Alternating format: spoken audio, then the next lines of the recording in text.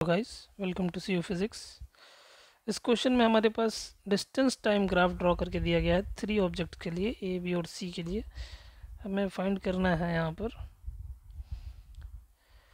सबसे पहले इस ग्राफ को स्टडी करना है। उसके बाद हमें बताना है कि which of the three is travelling the fastest, मतलब ए बी और सी में सबसे ज़्यादा फास्ट कौन ट्रैवल कर रहा है। तो डिस्टेंस टाइम ग्राफ है, इसका स्लोप मुझे बताता है स्पीड। तो सबसे पहले मैं इन तीनों के लिए स्लोप फाइंड कर लेता हूँ। तो स्लोप मैं पहले भी बता चुका हूँ कि स्लोप क्या होता है। एक वाई एक्स ग्राफ अगर मेरे पास हो इस तरह से अगर मेरे पास एक ग्राफ है और मेरे पास इक्वेशन है, उस पर अगर मुझे कोई दो पॉइंट्स पता लग जाए तो मैं उसका स्लोप निकाल सकता हूँ। अगर मान लीजिए ये पहला है x1 कॉमा y1 और दूसरा है x2 कॉमा y2, तो स्लोप की वैल्यू जो होती है वो होती है y2 minus y1 upon x2 minus x1। तो इसी प्रॉपर्टी को यूज़ करने जा रहा हूँ मैं यहाँ पर तीनों गिवन ग्राफ्स के लिए। तो सबसे पहले मैं ए वाले के लिए देख लेता हूँ। तो ए वाले के लिए अगर मैं ग्राफ में पॉइंट आउट करूँ इन मार्क्स को, तो मान लीजिए ये मेरी एक ही लाइन है, ये मेरी एक ही लाइन है। इस पॉइंट को अगर मैं देखूँ तो ये क्या है, 4 5 6 7 8 9 10 11, 4 से लेके 8 के बीच में कितने गैप दे रखे हैं, 1 2 3 4 5 6 7। तो ये कुछ up to the scale drawing नहीं की गई है। पर फिलहाल अगर इसके लिए मैं करूँ, मान लीजिए ये जो पॉइंट है, एक पॉइंट ये नोट कर लेता हूँ मैं और एक पॉइंट ये नोट कर लेता हूँ।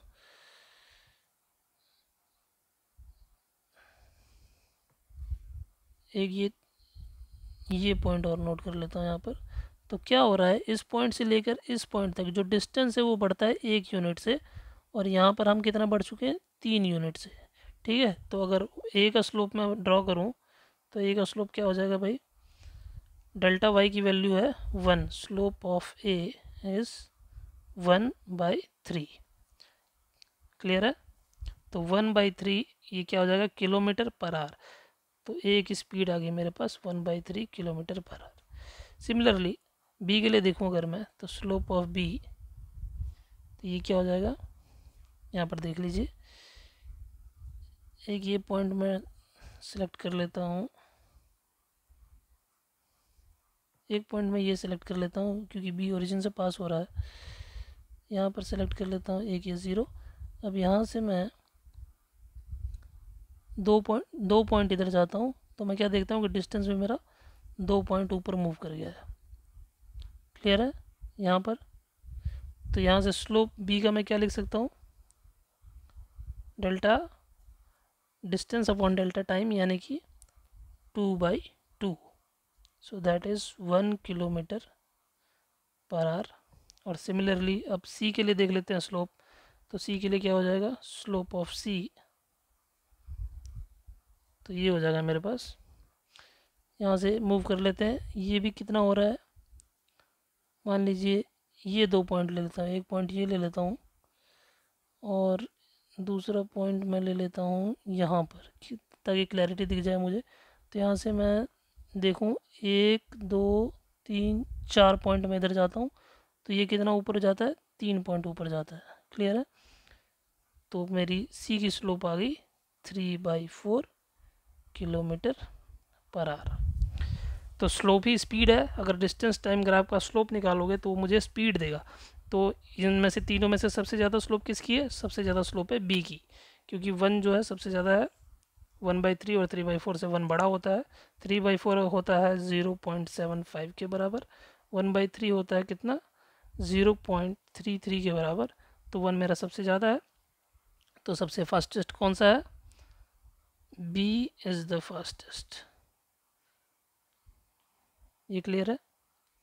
Next, are all three ever at the same point on the road, मतलब क्या तीनों ए बी और सी कभी भी सेम पॉइंट पर आते हैं, रोड पर कभी सेम पॉइंट पर आते हैं क्या। चलिए देखते हैं। ये हमारे पास डिस्टेंस टाइम ग्राफ है, तो हम देख रहे हैं कि ये तीनों कभी भी एक साथ एक पॉइंट पर, सेम पॉइंट पर नहीं आ रहे हैं। जब बी ट्रैवल करता है, बी और सी यहाँ पर एक जगह इंटरसेक्ट कर रहे हैं, तो मतलब बी और सी एक साथ एक पॉइंट पर आते हैं। सिमिलरली बी और ए भी एक साथ एक पॉइंट पर एक बार आते हैं यहाँ पर, जब 8 किलोमीटर से ज़्यादा हो चुका होता है डिस्टेंस। और ए और सी एक साथ एक पॉइंट पर आते हैं यहाँ पर, जब डिस्टेंस कुछ 8 से 12 के बीच में होता है यहाँ पर। तो मतलब तीनों कभी भी एक साथ एक पॉइंट पर नहीं मौजूद होंगे। हाँ, दो दो के पेयर में दोनों, दो दो के पेयर में रोड पर एक साथ वो प्रेजेंट हो सकते हैं। तो ऑप्शन बी में no, all three are never at same point on the road. However, two objects can be together. दो ऑब्जेक्ट्स एक टाइम पर एक पॉइंट पर साथ हैं। ऐसे 3 पॉइंट्स हैं मेरे पास इस कर्व में, एक यहाँ पर, एक यहाँ पर और एक यहाँ पर। क्लियर? अच्छा, नेक्स्ट पार्ट क्या है? How far has C travelled when B passes A. जब बी ए को पास करता है तो सी कितना ट्रैवल कर चुका होता है। चलिए फिर से ग्राफ पे चलते हैं।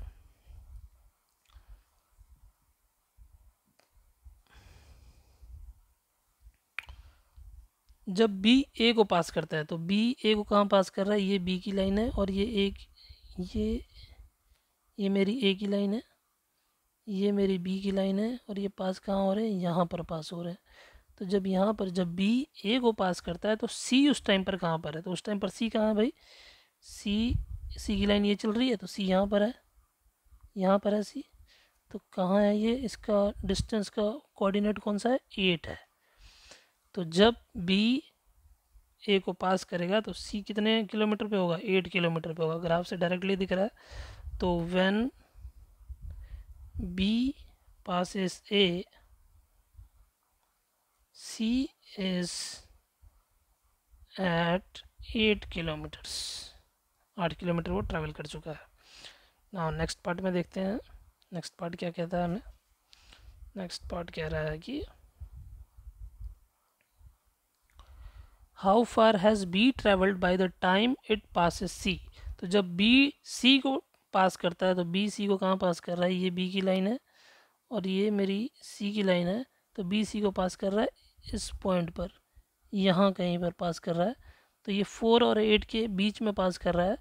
और 4 और 8 के बीच का जो ये गैप है, इसको कितने डिविजन्स में डिवाइड किया गया है? 1 2 3 4 5 6। तो 1 2 3 4 5 6 7 ब्लॉक्स हैं इसके बीच में। तो मैं इसे ऐसा लिख सकता हूँ कि भाई 8 - 4/7 इस तरह का कुछ डिवीज़न किया गया है। और उसके बाद जब बी सी को पास कर रहा है तो वो कहाँ पर है? कौन से डिवीज़न पर है? 4 से 1 2 सेकंड डिवीज़न पर है, यहाँ पर। तो मतलब बी ने कितना ट्रैवल किया है? बी ने किया है × 2, यानी कि 4/7 × 2, दैट इज़ 8/7 किलोमीटर। तो बी जो है 8/7 किलोमीटर ट्रैवल कर चुका है। तो ये हमारे सारे ऑप्शंस यहाँ पर सॉल्व हो चुके हैं। तो क्लियर है आपको? क्लियर है तो फिर क्या करेंगे आप करेंगे एन्जॉय।